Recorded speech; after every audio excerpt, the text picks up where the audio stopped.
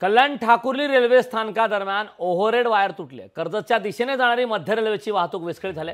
Overhead wire तुटल्याने दुरुस्तीचं काम सुरू आहे। याचाच आढावा घेतलाय आमचे प्रतिनिधी अशोक कांबळे यांनी।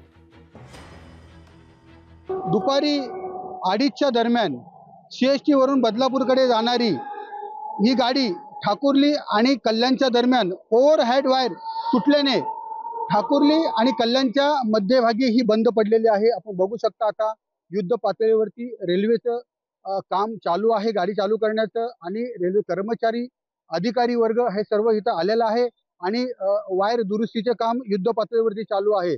दुपारी 2:30 वाजता ही गाडी बंद पडल्याने जे ह्या गाडीने प्रवास करणारे लोक होते त्यांचे मात्र मोठे हाल झालेले दिसून येतात।